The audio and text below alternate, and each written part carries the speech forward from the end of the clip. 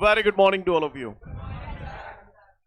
Well, इससे पिछले video में हम लोगों ने दंड चुंबक और धारावाही परिणलका के बीच समानताएं असमानताएं वगैरह पढ़ी थी। आज आगे बढ़ रहे हैं हम लोग। अगला प्रश्न मुझसे बोल रहा है, एक समान चुंबकीय क्षेत्र में रखे हुए दंड चुंबक पर लगने वाले बलाघूर्ण की गणना हेतु व्यंजक स्थापित कीजिए तथा यह बलाघूर्ण कब अधिकतम होगा एवं बलाघूर्ण के सूत्र के आधार पर चुंबकीय आघूर्ण की परिभाषा दीजिए। ये हमारा अगला प्रश्न है। यस और नो? तो इस प्रश्न को हम लोग बाद में समझेंगे, एंड में क्या प्रश्न है क्या उत्तर है, ठीक है। पहले उत्तर समझेंगे, ठीक है। इससे पहले कि मैं इस क्वेश्चन को आपको एक्सप्लेन करूं, इस आंसर को आपको एक्सप्लेन करूं, कुछ एक चीजें आपको पता होनी चाहिए जो मैं आपको बताने की कोशिश कर रहा हूं। देख लो, ये चीजें जो बता रहा हूं अगर वो आपको समझ में आएंगी तो अगला प्रश्न आपके लिए आसान होगा, अदरवाइज दिक्कत आएगी, ठीक है। आओ जी, देख रहे हो हड्डी है, को है ये हड्डी। इस हड्डी को कुत्ता जालंग है जरा 5 न्यूटन से का कुत्ता इस तरफ खींच रहा है 5 न्यूटन से और बिल्ली इधर खींच रही है 5 न्यूटन से। दोनों बल बराबर है, दिशाएं विपरीत है, तो परिणामी बल कितना हो गया? परिणामी बल यहां पर जो हो गया वो हो गया 0, है ना, यानी नेट फोर्स बल बराबर 0। क्लियर है? बोलो भैया, परिणामी बल 0 हो गया, लेकिन ये दोनों बल मिलकर बलों का एक जोड़ा बना रहे हैं, यानी कि बल युग्म बना रहे हैं। क्या बना रहे हैं? बल युग्म। ये बल युग्म क्या करेगा? इस हड्डी को, जो हड्डी ऐसे रखी हुई है उसको क्या करेगा? ऐसे घुमाएगा या ऐसे घुमाएगा? ऐसे घुमाएगा। अब जब ये ऐसे घुमा रहा है तो इसका मतलब इस पे बल युग्म आघूर्ण लग रहा है। क्या लग रहा है? हाँ, बल युग्म आघूर्ण, ये बल आघूर्ण लग रहा है। बोले भैया, और ये बल आघूर्ण क्या कर रहा है? इस हड्डी को क्लॉकवाइज दिशा में घुमाने की कोशिश कर रहा है या एंटी क्लॉकवाइज दिशा में घुमाने? क्लॉकवाइज दिशा में घुमाने की कोशिश कर रहा है, यानी दक्षिणावर्त दिशा में घुमाने की कोशिश कर रहा है। जो बोल रहा हूं आपको समझ में आ रहा है ना?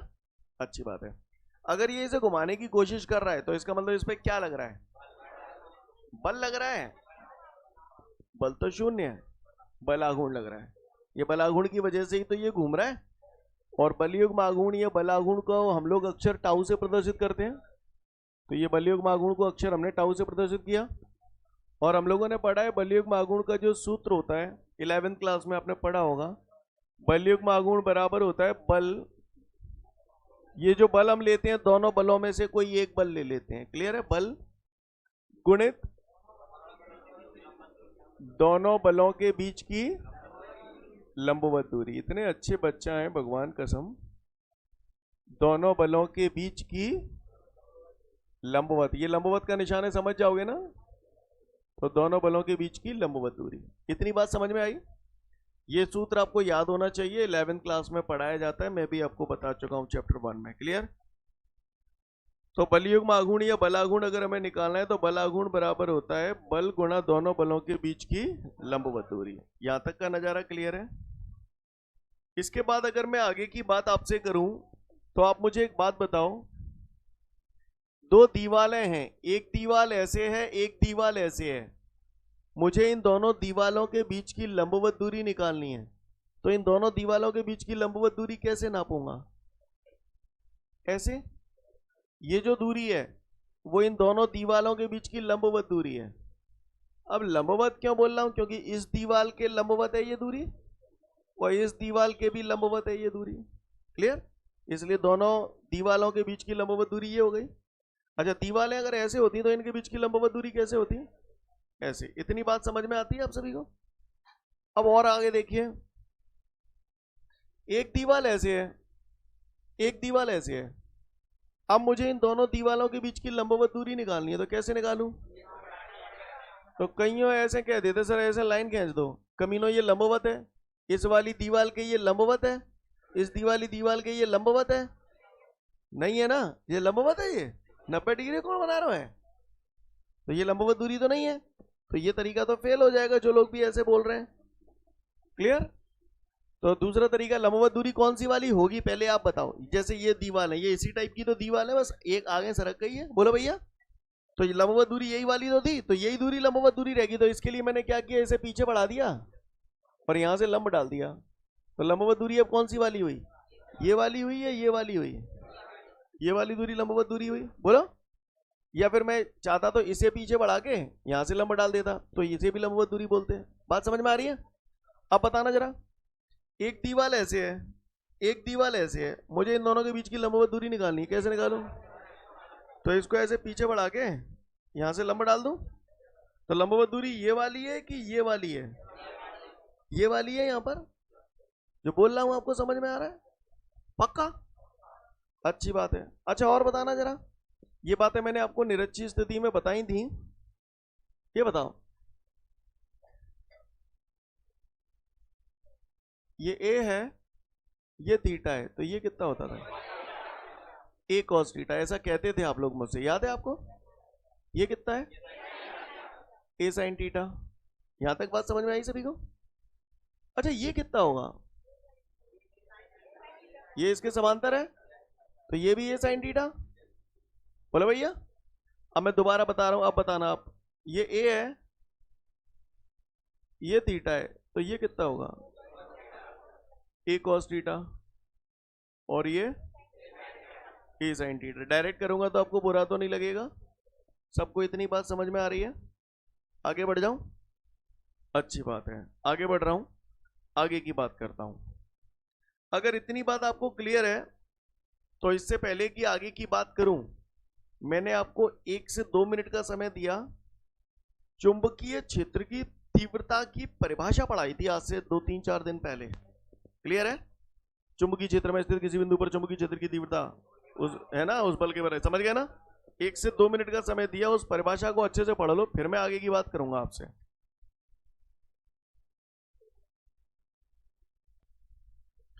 उम्मीद करता हूं सभी ने चुंबकीय क्षेत्र की तीव्रता की परिभाषा पढ़ ली। आप बताओ, किसी भी बिंदु पर चुंबकीय क्षेत्र की तीव्रता का सूत्र क्या है? B बराबर F अपॉन, अगर मैं कैंची गुणा कर दूंगा तो F बराबर कितना हो जाएगा, BM या MB, एक ही बात है। आप लोगों को अगर याद हो तो चैप्टर 1 में ये सूत्र होता था, F बराबर फेंकें। क्लियर है? F बराबर फेंकें, नहीं यही बात समझ में? क्लियर है? F बराबर QE, और यहां पर आता है F बराबर MB, नहीं यही बात समझ में? क्लियर है? आवेश की जगह यहां ध्रुव प्रबलता, विद्युत क्षेत्र की तीव्रता की जगह चुंबकीय क्षेत्र की तीव्रता। ठीक है? आपने बोला कि भैया किसी भी बिंदु पर चुंबकीय क्षेत्र की तीव्रता, ये जो परिभाषा आपने पढ़ी उसमें क्या लिखा था, किसी भी बिंदु पर चुंबकीय क्षेत्र की तीव्रता,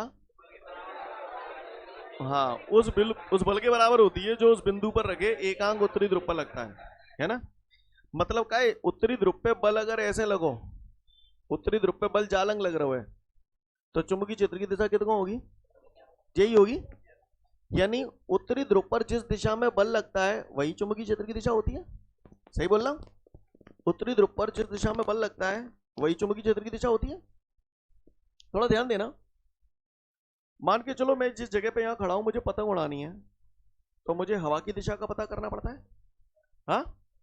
अच्छा एक बात और बताओ, ये उत्तरी ध्रुव है, इस बिंदु पर चुंबकीय क्षेत्र की दिशा कहां होगी? ऐसे बताया था मैंने बताया था आपको, जिस बिंदु पर हमें चुंबकीय क्षेत्र की तीव्रता निकालनी होती है वहां पर हम उत्तरी ध्रुव मान लेते हैं, एकांक ध्रुव प्रबलता का उत्तरी ध्रुव मान लेते हैं। ये भी उत्तरी, ये भी उत्तरी, तो प्रतिकर्षण बल लगेगा, बोलो भैया। और बल इस तरफ लग रहा है तो यही दिशा चुंबकीय क्षेत्र की दिशा होती है, बताया था ऐसा? क्लियर? यानी उत्तरी ध्रुव पर जिस दिशा में बल लगता है वही चुंबकीय क्षेत्र की दिशा होती है। सबको क्लियर है? उत्तरी ध्रुव पर जिस दिशा में बल लगता है वही चुंबकीय क्षेत्र की दिशा होती है। इसे उल्टा कैसे बोलेंगे? चुंबकीय क्षेत्र की दिशा वही होती है जिस दिशा में उत्तरी ध्रुव पर बल लगता है। सही बोल रहा हूं? चुंबकीय क्षेत्र की दिशा वही होती है जिस दिशा में उत्तरी ध्रुव पर बल लगता है। समझ में आ रही है बात? ये ठीक उसी प्रकार है जैसे मुझे अभी यहाँ हवा की दिशा ज्ञात करनी है, तो हवा की दिशा ज्ञात करने के लिए मैं मिट्टी का सहारा लेता हूँ। ऐसे मैंने अपनी मुट्ठी से मिट्टी छोड़ दी, मिट्टी छोड़ने के बाद मिट्टी अगर इधर उड़ रही है तो इसका मतलब हवा प्रवाह की दिशा यही है ना? और मिट्टी अगर इधर उड़ रही है तो हवा के प्रवाह की दिशा ये है। सही बोल रहा हूँ? तो इसको अगर विज्ञान की भाषा में बोलूं तो हवा के प्रवाह की दिशा वही होती है जिस दिशा में मिट्टी पर बल लगता है, या जिस दिशा में मिट्टी पर बल लगता है वही हवा के प्रवाह की दिशा होती है। जो बोला पल्ले पड़ा, जिस दिशा में मिट्टी पर बल लगता है वही हवा के प्रवाह की दिशा होती है। जैसे आपने यहां पर हवा के प्रवाह की दिशा को ज्ञात करने के लिए मिट्टी का इस्तेमाल किया, यहां पर चुंबकीय क्षेत्र की दिशा ज्ञात करने के लिए क्या का इस्तेमाल कर रहे हो? उत्तरी ध्रुव का इस्तेमाल कर रहे हैं ना, है ना। जैसे मिट्टी पर जिस दिशा में बल लगता है तो यहाँ क्या बोलेंगे? उत्तरी ध्रुव पर जिस दिशा में बल लगता है। मिट्टी पर जिस दिशा में बल लगता है वही हवा के प्रवाह की दिशा होती है। ऐसे ही उत्तरी ध्रुव पर जिस दिशा में बल लगता है वही चुंबकीय क्षेत्र की दिशा होती है। तो फिर मेरे को एक पहेली बताओ, ये चुंबकीय क्षेत्र की दिशा है बॉस, ठीक है? तो बताओ, सॉरी, चुंबकीय क्षेत्र की दिशा है, काय की दिशा है? चुंबकीय क्षेत्र की दिशा है। तो इसमें अगर कोई उत्तरी ध्रुव रखा होगा तो उसमें बल किधर लगेगा? इधर लगेगा। और दक्षिणी ध्रुव होता तो बल किधर लगता? विपरीत दिशा में लगता। कितना? mb। कितना बल लगता? mb। यानी उत्तरी ध्रुव पर बल हमेशा चुंबकीय क्षेत्र की दिशा में लगेगा, दक्षिणी ध्रुव पर बल हमेशा चुंबकीय क्षेत्र की विपरीत दिशा में लगेगा। मैं आपको शॉर्ट एंड स्वीट क्लियर कर दूं, चैप्टर 1 पढ़ा था। जैसे ये विद्युत क्षेत्र होता था तो धनावेश पर बल हम हमेशा विद्युत क्षेत्र की दिशा में लगाते थे और ऋणावेश पर बल हमेशा विद्युत क्षेत्र की विपरीत दिशा में लगाते थे। तो बस जो काम यहाँ धनावेश का है वो यहाँ उत्तरी ध्रुव का है, जो काम यहाँ ऋणावेश का है वो यहाँ दक्षिणी ध्रुव का है। यानी उत्तरी ध्रुव पर बल हमेशा चुंबकीय क्षेत्र की दिशा में लगता है और दक्षिणी ध्रुव पर बल हमेशा चुंबकीय क्षेत्र के विपरीत दिशा में लगता है। जो बोला पल्ले पड़ा? बोलो भैया। अच्छा, मैंने आपको एक दिन चुंबकीय बल रेखाओं के गुण पढ़ाए थे, अगर आपको याद हो तो बताओ, एक समान चुंबकीय क्षेत्र में चुंबकीय बल रेखाएं कैसी होती हैं? समांतर एवं समदूरस्थ। इसका मतलब एक समान चुंबकीय क्षेत्र में चुंबकीय बल रेखाएं ऐसे होती हैं। सबको क्लियर है? तो बस अब आप लोग, हाँ एक बात और बताओ, मैथमेटिक्स में आपने वो पढ़ा होगा, फलन, सीमा तथा सातत्य पढ़ लिया? डोमेन, रेंज, प्रांत और परिसर। बताओ साइन थीटा की रेंज क्या होती है? -1 से 1। रेंज का मतलब क्या होता है? सीमा का मतलब लिमिट। मतलब साइन थीटा की जो रेंज होती है वो आपने ये पढ़ी है, -1 से 1 क्लोज ब्रैकेट में। यस और नो? है ना? तो साइन थीटा की जो रेंज होती है -1 से 1, इसका मतलब ये है कि साइन थीटा का जो मान होता है, साइन के बगल से थीटा दत्तो, थीटा कहूँ 30, कहूँ 45, कहूँ 60, कहूँ 120 कछू, ऐसा कहते हैं। इसका मतलब ये है कि थीटा तुम कितने को दत्तो, साइन थीटा की जो औकात है 1 से बड़ी नहीं होगी कभी, और -1 से कभी छोटी नहीं होगी। क्लियर? साइन थीटा का अधिकतम मान 1 होता है और न्यूनतम मान -1 होता है। ये मतलब है, कोई न्योक है कि मैंने साइन 120 डिग्री को मान निकाल रहा हूँ, मैं आंसर 1.2 आओ, आंख बंद करके बोल देना गलत है, क्योंकि इसकी औकात ही 1 तक है। 1 से बड़ा आंसर इसका कभी होगा ही नहीं, और -1 से कभी छोटा नहीं होगा। जो बोल रहा हूँ समझ में आ रहा है? तो किसी ने पूछ लिया साइन थीटा का अधिकतम मान कितना होता है, तो क्या बोलोगे?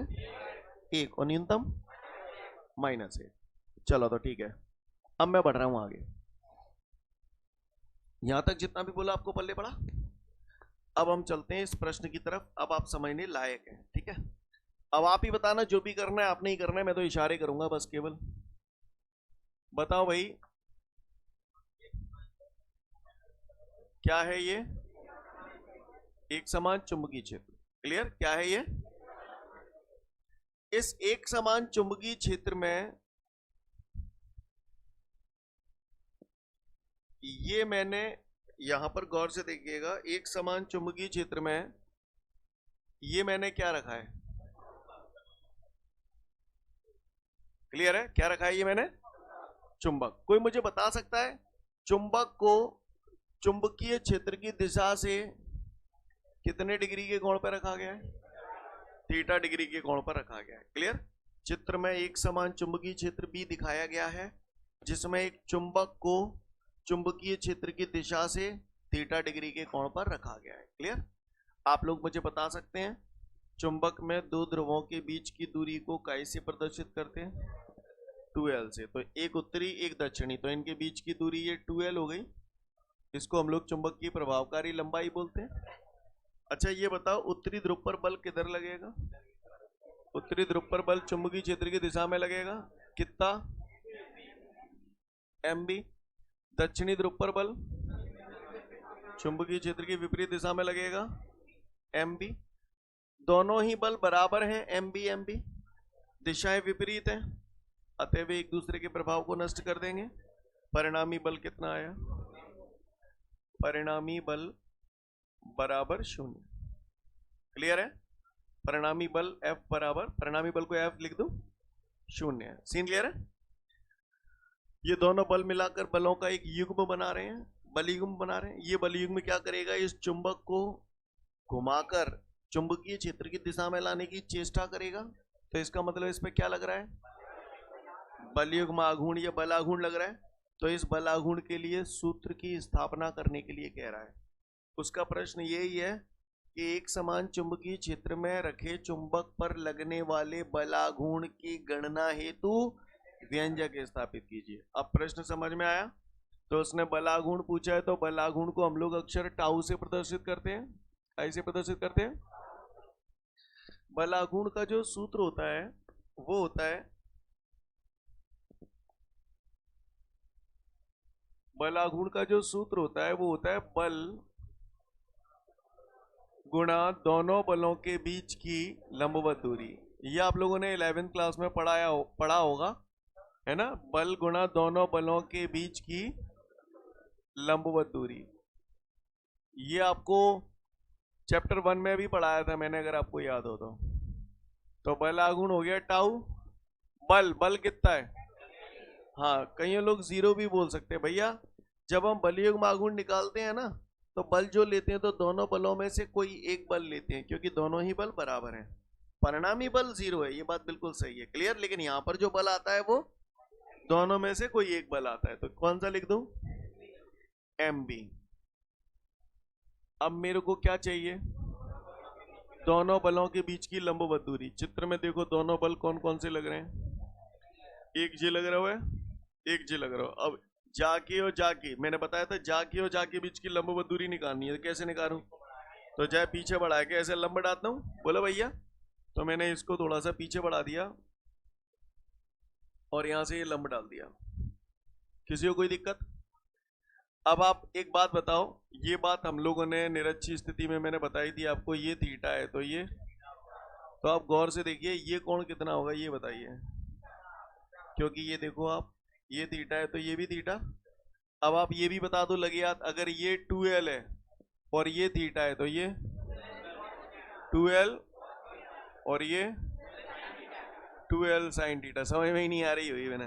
तो आप देखो ना, ये 2L ही तो है ये, और ये थीटा ये रहा। तो बताओ ये क्या हो जाएगा, 2L cos थीटा, और ये क्या होगा 2L साइन थीटा, पर 2L साइन थीटा। क्लियर है। पर मुझे तो दोनों बलों के बीच की लंबवत दूरी चाहिए। तो बताओ दोनों बलों के बीच की लंबवत दूरी ये वाली है, ये वाली है, ये वाली है। कितनी है ये, तो 2L साइन थीटा। स्टेप समझ में आ रहे हैं आपको, किसी को कोई दिक्कत। तो बलाघूर्ण बराबर small m into 2L capital M, B as it is sine theta. आ गया सूत्र, समझ में आई बात। अगर उसने बोला एक समान चुंबकीय क्षेत्र में रखे हुए दंड चुंबक पर लगने वाले बलाघूर्ण की गणना हेतु व्यंजक स्थापित कीजिए, तो यहां तक कर दोगे।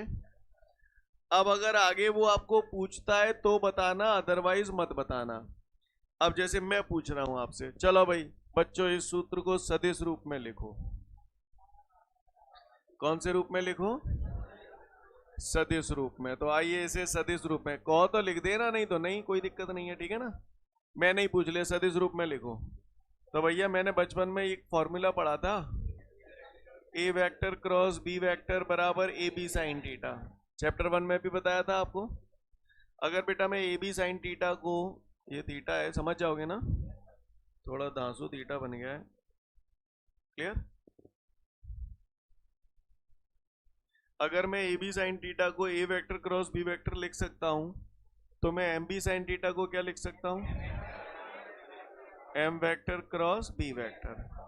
और हम लोग ये जानते हैं कि क्रॉस गुणनफल जो होता है उसे कौन सा गुणनफल बोलते हैं, सदिश गुणनफल। तो चूंकि ये सदिश गुणनफल है, तो इसका मतलब इन दोनों को गुणा करने से ये जो राशि प्राप्त हो रही है वो कैसी होगी, हाँ क्रॉस गुणनफल को सदिश गुणनफल बोलते हैं। इनको गुणा करने से जो राशि प्राप्त होती है वो सदिश राशि प्राप्त होती है, इसीलिए इसे सदिश गुणनफल कहा जाता है। तो बताओ इस पे एरो लगाऊं कि नहीं लगाऊं, लगाओ। समझ गए।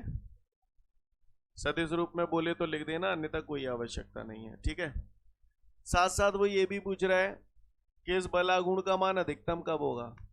तो मुझे मालूम है बलागुण अधिकतम होने के लिए ये अधिकतम हो, ये अधिकतम हो और साइन थीटा भी अधिकतम हो, और साइन थीटा अधिकतम हम जानते हैं कितना होता है, साइन थीटा का अधिकतम मान 1 होता है, और साइन थीटा का अधिकतम मान 1 कितने डिग्री पे होगा, 90 डिग्री पे। तो यहां पर अगर मैं यदि थीटा बराबर 90 डिग्री रख दूं तो थीटा 90 धरूंगा तो टाउ बराबर एम बी साइन 90, तो थीटा 90 धरूंगा तो ये बला गुण कैसा आएगा, अधिकतम आएगा, इसलिए सफिक्स में मैंने मैक्सिमम लिख दिया, मैक्सिमम यानी अधिकतम। तो टाउ मैक्सिमम बराबर आपका हो गया बेटा एम बी साइन 90, तो 1 होता है, तो ये कहानी खत्म हो गई हमारी, नहीं आई बात समझ। उसने प्रश्न में हमसे ये पूछा था, एक समान चुंबकीय क्षेत्र में रखे दंड चुंबक पर लगने वाले बलागुण हेतु व्यंजक स्थापित कीजिए तथा यह बलागुण कब अधिकतम होगा। क्लियर है? सदिश रूप में भी मैंने बता दिया है, पूछे तो बताना उसको। क्लियर है? अभी खत्म नहीं हुआ, अभी उसने आगे ये भी बोला है, बलागुण के सूत्र के आधार पर, यानी इसकी बात कर रहा है। बलागुण का सूत्र क्या आया आप बताओ, मेन सूत्र यही आया, तो यूं कह रहा है बलागुण के सूत्र के आधार पर, यानी इस सूत्र के आधार पर चुंबकीय आघूर्ण की परिभाषा दो। इसमें चुंबकीय आघूर्ण कौन है, कैपिटल एम, इसकी परिभाषा पूछ रहा है। भैया हमने पुराना पढ़ा था, चुंबकीय आघूर्ण का सूत्र ये होता था, अगर याद हो तो, परिभाषा भी हमने याद करी थी चुंबकीय आघूर्ण की। चुंबकीय आघूर्ण का मान चुंबक में उपस्थित किसी एक ध्रुव की ध्रुव प्रबलता तथा चुंबक की प्रभावकारी लंबाई के गुणनफल के बराबर होता है। लेकिन जे वाली परिभाषा तुम यहाँ लेके आए तो नहीं चलेगी, वो काट देगा। उसने चुंबकीय आघूर्ण की परिभाषा तो पूछी है, लेकिन इस सूत्र के आधार पर पूछी है, तो आपको बनानी पड़ेगी। क्लियर? तो परिभाषा तो अभी बना रहे हैं अभी थोड़ी देर बाद, जहाँ ये चित्र के बारे में थोड़ी सी बात कर लेते हैं। चित्र में ये जो समांतर रेखाएं हैं वो क्या है, एक समान चुंबकीय क्षेत्र है, में का धरो है, चुंबक धरो है। चुंबक को चुंबकीय क्षेत्र की दिशा से कितने डिग्री के कोण पर रखा है, अब चुंबक को चुंबकीय क्षेत्र की दिशा से थीटा डिग्री के कोण पर जब रखा है तो चुंबक पे क्या लग रहा है, बलागुण लग रहा है, और यही बलागुण उसको घुमा रहा है। तो बलागुण किस पे लग रहा है, हाँ बलागुण किस पे लग रहा है, चुंबक पे लग रहा है। कब लग रहा है, जब उसे चुंबकीय क्षेत्र में रखा गया है, तभी तो लग रहा है ना। क्या लग रहा है, बलागुण काय पे लग रहा है, कब लग रहा है, जब उसे चुंबकीय क्षेत्र में रखा गया है, तभी तो लग रहा है। ठीक है, आओ इधर आओ। चुंबकीय आघूर्ण की परिभाषा बतानी है। किसी भी चीज की परिभाषा को बनाने के लिए हमें चीजों को 1 1 1 मानना पड़ता है। सबसे पहले तो मैंने b बराबर 1 ले लिया, b बराबर 1 ले लिया। इसका मतलब क्या है, इसका मतलब ये है, इसका मान 1 है। इसका चित्र यहां बना रहा हूं साइड में अलग से। तो ये मैंने क्या ले लिया, इसको भाषा के रूप में बोलो भैया, बोलो एकांक तीव्रता का एक समान चुंबकीय क्षेत्र। क्या ले लिया मैंने ये, या फिर आप ऐसे भी बोल सकते हो 1 न्यूटन प्रति एम्पियर मीटर का एक समान चुंबकीय क्षेत्र, एक ही बात है। क्लियर है? यहाँ पर हमने एक समान चुंबकीय क्षेत्र लिया है एकांक तीव्रता का या 1 न्यूटन प्रति एम्पियर मीटर का। क्लियर? अब मुझे जो 1 बनाना है तो जाए 1 बनावे के लिए क्या करना पड़ेगा, थीटा 90 धरना पड़ेगा, क्योंकि थीटा 90 धरते हैं तो साइन 90 ये कह जाओ। बोलो भैया, अब जहाँ मैं थीटा कहाँ बनना हो तो ऐसे बनना हो तो, और मैं जहाँ मैं थीटा 90 धर रहा हूँ तो जाको मतलब बताओ चुंबक कैसे धरूं, ऐसे धरूं। बोलो भैया, ये उत्तरी ध्रुव, ये दक्षिणी ध्रुव। नहीं आई बात समझ? क्लियर है? जे का है जे चुंबक काय में धरो है, पूरा बोलो पूरा,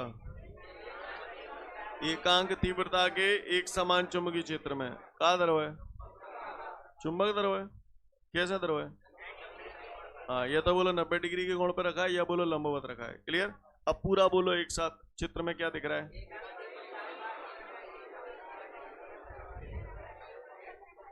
एकांक तीव्रता के एक समान चुंबकीय क्षेत्र में किसी चुंबक को लंबवत दिशा में रखा गया है। बोलो भैया, अच्छी बात है। चलो रोको नहीं, अब आ जाओ इन दो मानन ने जहां मैं धर रहा हूं, थीटा 90 धर दो तो टाउ कैसो आगो, अधिकतम। बोलो भैया, एम बी की जगह 1 धरेंगे तो 1 को गुणा एम ते होगा तो एम ही रह जाओ। थीटा 90 धरेंगे साइन 90 1 को गुणा एम ते होगा यही आ जाओ। बोलो भैया स्टेप समझ में आया? चलो फिर से शुरू करते हैं। ये क्या है? चुंबक है। काय में रखा है? एकांक तीव्रता के एक समान चुंबकीय क्षेत्र में। अब आप बताओ, जब किसी चुंबक को एक समान चुंबकीय क्षेत्र में रखते हो तो उस पर क्या लगता है? बल आघूर्ण। तो बस हो गई परिभाषा। जब किसी चुंबक को एकांक तीव्रता के एक समान चुंबकीय क्षेत्र में लंबवत रखा जाता है तब उस पर जितना अधिकतम बल आघूर्ण लगता है उसे चुंबकीय आघूर्ण कहते हैं। नहीं यही भाषा। चुंबक जब आप ऐसे रखोगे तो तुरंत उत्तरी ध्रुव पे बल जालंग हो, जहाँ पे जालंग हो जो घूमने लगे हो कि नहीं, तो ये कहा लग रहा हो? बल आघूर्ण ही तो लग रहा है। मैं फिर से बोल रहा हूं, जब किसी चुंबक को एकांक तीव्रता के एक समान चुंबकीय क्षेत्र में 90 डिग्री के कोण पर रखा जाता है तो उस पर जितना अधिकतम बल आघूर्ण लगता है उसे चुंबकीय आघूर्ण कहते हैं। नहीं यही बात समझ? या फिर आप इसे ऐसे भी बोल सकते हो, चुंबकीय आघूर्ण का मान उस अधिकतम बल आघूर्ण के बराबर होता है जो किसी चुंबक को एकांक तीव्रता के एक समान चुंबकीय क्षेत्र में 90 डिग्री के कोण पर रखने पर लगता है। क्लियर है? चुंबकीय आघूर्ण का मान उस अधिकतम बल आघूर्ण के बराबर होता है। कौन से अधिकतम बल आघूर्ण के बराबर? जो किसी चुंबक को एकांक तीव्रता के एक समान चुंबकीय क्षेत्र में 90 डिग्री के कोण पर रखने पर लगता है। नहीं यही बात है? कौन सी वाली ज्यादा अच्छी लग रही है? हाँ पहली वाली। क्लियर है?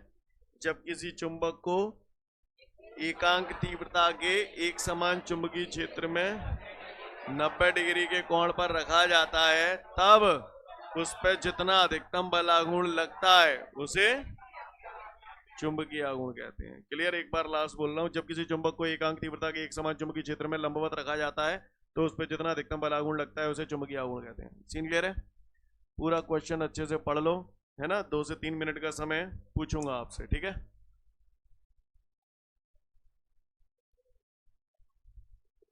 उम्मीद करता हूं यहां तक सभी का हो गया होगा। अब मेरे को एक बात बताओ जरा, ठीक है? खुद का कॉमन सेंस लगाना और बताना। बताओगे? इन सबको मिटा दूं?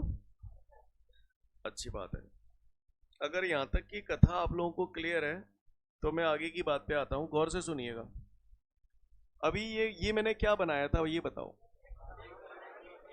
एक समान चुंबकीय क्षेत्र बनाया था। इसमें ऐसे चुंबक भी रखा था, उत्तरी ध्रुव दक्षिणी ध्रुव। इस पे बल इधर लगा था, एम बी इस पे इधर लगा था। सही बोल रहा हूं? परिणामी बल कितना था? 0। बल कितना था? 0। बलागुण 0 था क्या?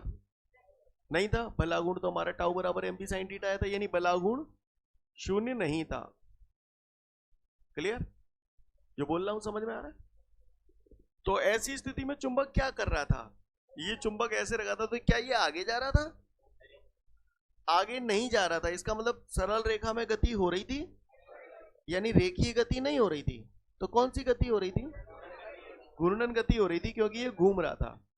यानी बल अगर किसी चीज पे 0 है इसका मतलब रेखीय गति नहीं होगी। रेखीय गति नहीं होगी। बलागुण 0 नहीं है इसका मतलब घूर्णन गति होगी। जो बोला समझ में आया? ये ठीक इस प्रकार की स्थिति है, समझने की कोशिश करिएगा। कुत्ता 5 न्यूटन दे जा हड्डी जालंग है जरो, बिल्ली 5 न्यूटन दे जा हड्डी जालंग है रही है। हड्डी ना आगे जागी ना पीछे जागी, हड्डी वहीं रहेगी, बन जाओ घूमन लगेगी। समझ गए? अब बताओ जरा, अगर नजारा ऐसा हो जाए, अच्छा ये कहानी और ये कहानी पूरी क्लियर है आपको? इधर आओ। नजारा ऐसा हो जाए कि जे 7 न्यूटन है, जे 5 न्यूटन है। अब बताओ परिणामी बल 0 है?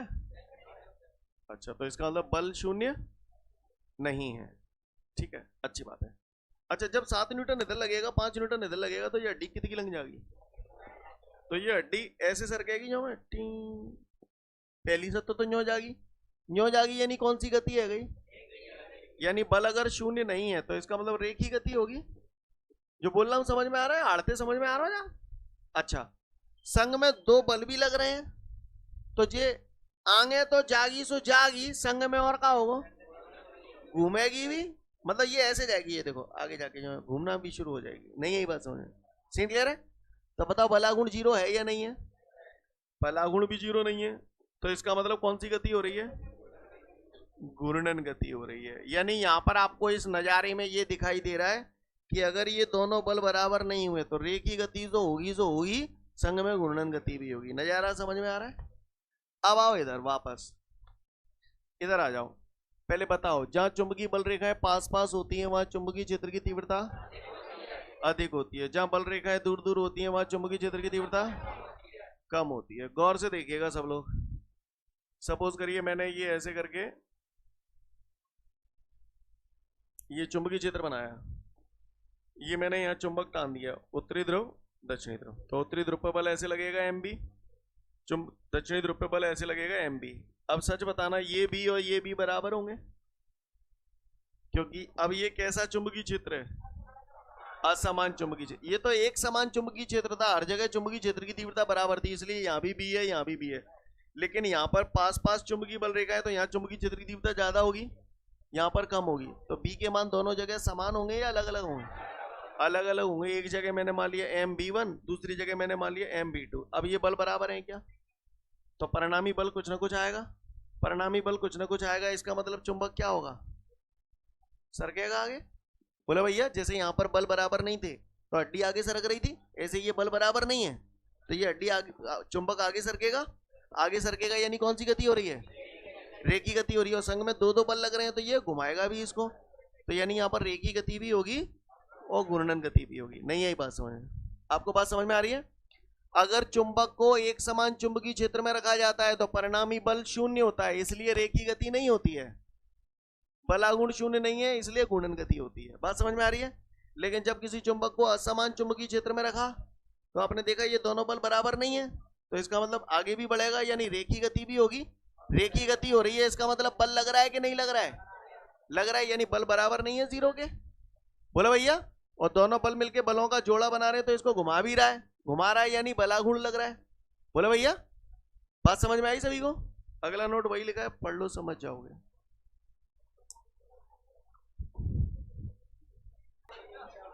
ठीक है, तो आज के लिए पर्याप्त है, नेक्स्ट वीडियो में फिर मिलते हैं। जय हिंद।